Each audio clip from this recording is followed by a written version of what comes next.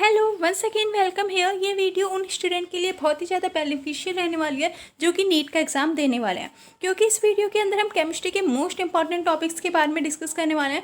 जिन topics में से आपको क्वेश्चंस देखने को मिलेंगे, जिन चैप्टर में से आपके ज़्यादा क्वेश्चंस आते हैं, वो हम इस वीडियो के अंदर डिस्कस करने वाले हैं। ठीक है, तो स्टार्ट करते हैं इस वीडियो को। तो ये वीडियो आपके लिए बेनिफिशियल क्यों रहेगी, इन शॉर्ट अगर मैं आपको बताऊँ, आपको यहाँ पर पता चल पाएगा कि आप जब पढ़ोगे तो आपको कौन से चैप्टर पर ज़्यादा फोकस करना है, किस में से ज़्यादा नंबर ऑफ क्वेश्चन आते हैं, तो वो आपको इस वीडियो की हेल्प से पता चल जाएगा। तो हम 11th और 12th दोनों क्लास की केमिस्ट्री की चैप्टर्स डिस्कस करेंगे कि कौन से चैप्टर को कितनी वेटेज दी गई है। ठीक है, तो जैसे कि यहाँ पे आपको दिख रहा होगा, ये पाई चार्ट बना हुआ है और यहाँ पे हमारे पास chapter wise weightage class 11th की फिजिकल की बात कर रहे हैं। हम फिजिकल के चैप्टर्स में से कौन से चैप्टर को कितनी वेटेज दी गई है। तो देखो, some basic concept of chemistry को 9%, रिडॉक्स रिएक्शन को 18%, स्ट्रक्चर ऑफ एटम की अगर हम बात करें तो इसको 18% वेटेज दी गई है, यानी कि आपको ये वाला चैप्टर बहुत ही अच्छे से कवर अप करने की ज़रूरत है। इसके बाद अगर हम बात करें इक्विलिब्रियम को, तो इक्विलिब्रियम को हाईएस्ट वेटेज है, यहाँ पर 28% दी गई है। ठीक है, state of matter, gas liquid वाला ये जो चैप्टर है, इसे 9% वेटेज दी गई है। और अगर हम बात करें थर्मोडायनेमिक्स की, तो अगेन इसको हमारी 18% वेटेज दी गई है। तो आपकी अगर बात करें फिजिकल की, तो फिजिकल में क्लास 11th के आपके कौन से चैप्टर बहुत ही ज़्यादा इंपॉर्टेंट हैं, जिन पे आपको ध्यान देना है बहुत अच्छे से, that is equilibrium, structure of atom, thermodynamics and one more is redox reaction. तो रिडॉक्स में से फिर भी कम नंबर ऑफ क्वेश्चंस आते हैं, बट इसके अलावा ये जो बाकी के चैप्टर्स हैं उनमें से आपको बहुत ही ज़्यादा क्वेश्चंस देखने को मिलेंगे। अब फिजिकल की 12th क्लास की जो फिजिकल है उसके चैप्टर्स एनालिसिस कर लेते हैं। अब यहाँ पर देखो, यहाँ पे हम किसकी डिस्कस करने वाले हैं, केमिस्ट्री की क्लास 12th के अंदर फिजिकल के चैप्टर वाइज वेटेज की अगर हम बात करें, तो इस पाई चार्ट की हेल्प से आप इसे समझ जाओगे आसानी से। तो केमिकल काइनेटिक्स में से आपके 25% क्वेश्चन आते हैं, सॉलिड स्टेट में से 12% क्वेश्चन आते हैं, और अगर हम बात करें सॉल्यूशन की, तो यहाँ से अगेन 25% क्वेश्चन आते हैं। इलेक्ट्रोकेमिस्ट्री से भी 25% क्वेश्चंस आते हैं। इसके अलावा सरफेस केमिस्ट्री की अगर हम बात करें तो यहाँ से 13% क्वेश्चंस आते हैं। तो अगर हम इसको सम अप करें कि क्या यहाँ से कंक्लूजन निकला है, तो क्लास 12th की अगर हम फिजिकल केमिस्ट्री की बात करें तो आपके 3 चैप्टर जो कि बहुत ही ज़्यादा इंपॉर्टेंट आ जाते हैं, काइनेटिक्स, इलेक्ट्रोकेमिस्ट्री एंड सॉल्यूशन। ठीक है, अब बात करते हैं और इनऑर्गेनिक में किस तरीके से आपकी वेटेज डिसाइड की गई है। तो यहाँ पे ये इनऑर्गेनिक का पाई चार्ट है। इनऑर्गेनिक में यहाँ पे अगर हम क्लास 11th की बात करें तो सबसे ज़्यादा आपका जो वेटेज दी गई है वो पी ब्लॉक को दी गई है अलॉन्ग विद एस ब्लॉक, यानी कि आपको इन दोनों चैप्टर पे ज़्यादा फोकस करना है जब आप स्टडी की प्रिपरेशन कर रहे हो, क्योंकि इन दोनों को 25% वेटेज दी गई है। बात करें अगर एनवायरमेंटल केमिस्ट्री की, तो इसे 13% दी गई है। पीरियोडिसिटी आपका जो चैप्टर है पीरियोडिक टेबल वाला, उसे 12% वेटेज दी गई है। एंड केमिकल बॉन्डिंग के लिए 13% एंड हाइड्रोजन के लिए अगेन 12% वेटेज दी गई है।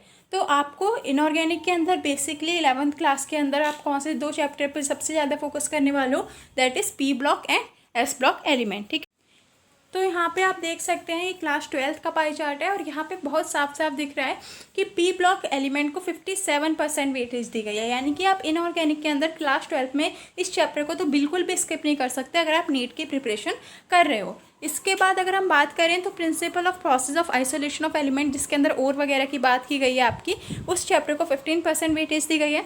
डी एंड एफ ब्लॉक को 14% एंड कोऑर्डिनेशन को अगेन 14% वेटेज दी गई है।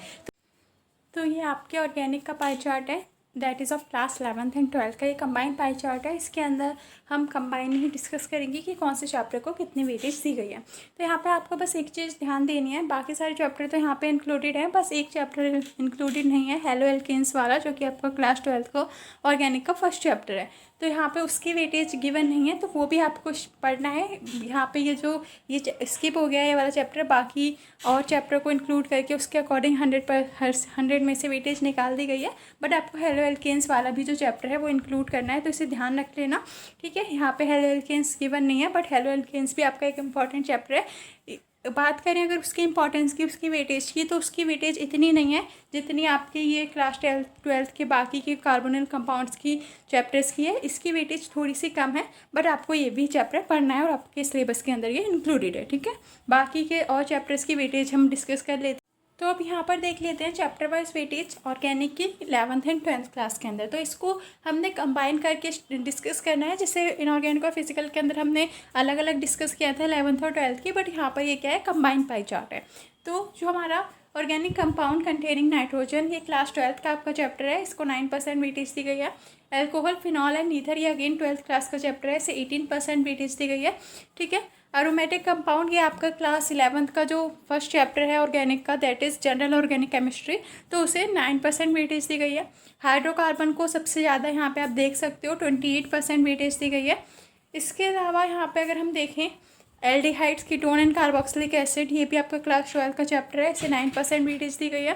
बायोमॉलिक्यूल्स को again 9%, polymer again 9% and chemistry in everyday day life again 9% weightage दी गई है। तो अगर बात करें इन शॉर्ट, अगर हम ऑर्गेनिक की बात करें कि सबसे ज़्यादा आपको कौन से चैप्टर पे कंसंट्रेट करना है, तो यहाँ पे एक तो आपको साफ साफ दिख रहा है हाइड्रोकार्बन वाला चैप्टर है, ये क्लास 12 का ऑर्गेनिक का चैप्टर है, इसको आपको अच्छे से करना है।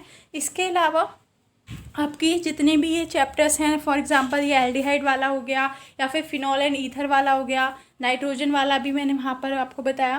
ठीक है। तो ये जितने भी आपके कार्बोनिल कंपाउंड्स के चैप्टर हैं, 4 चैप्टर हैं, आई थिंक ये सीक्वेंस से आपको मिल जाएंगे क्लास 12 के अंदर ऑर्गेनिक की बुक में, तो वो आपको अच्छे से प्रिपेयर करने हैं। बाकी इन छोटे ये जो तीनों चैप्टर्स हैं, इनमें से भी क्वेश्चंस आते हैं chemistry in everyday life, polymer और बायोमॉलिक्यूल से, बट इनका जो रेशियो है वो कम है in compare to other organic chapter. तो यहाँ पे आपकी ये वीडियो एंड होती है। इस वीडियो के अंदर आपने क्या सीखा है, अगर हम इससे शॉर्ट में मैं आपको बताऊँ तो आपने ये सीखा है कि आपको कौन से चैप्टर को ज़्यादा प्रेफरेंस देनी है जब आप अपनी स्टडी कर रहे हो आपके नीट के एग्ज़ाम की। तो ऐसा तो कुछ है नहीं कि आपको कोई भी चैप्टर बिल्कुल ही स्किप कर देना है, पढ़ने सारे हैं, बट जिन चैप्टर को ज़्यादा फोकस करना है वो आपको अपनी बुक के अंदर मार्क कर लो कि आपको फॉर एग्जांपल जैसे हाइड्रोकार्बन है तो इसे लिख लो, इंपॉर्टेंट है ये आपका, इसे आपको अच्छे से प्रिपेयर करना है, ताकि ऐसा ना हो कि जिन चैप्टर में से क्वेश्चंस कम आते हैं आप उससे बहुत अच्छे से पढ़ते जा रहे हो और जो उसमें से क्वेश्चंस आते हैं वो आप बिल्कुल उस पर ध्यान नहीं दे रहे। तो यहाँ से आपको ये पता चल गया है कि आपको कौन से चैप्टर्स पे ज़्यादा कंसंट्रेट करना है, कौन से पे उसके कंपेयर में कम कंसंट्रेट करना है। तो now thank you and bye bye. And अगर आपको वीडियो अच्छी लगे तो अपने फ्रेंड के साथ चैनल को शेयर कर लीजिए एंड चैनल को सब्सक्राइब कर लीजिए, सो दैट आपको इस तरीके की और videos time to time available होती रहें।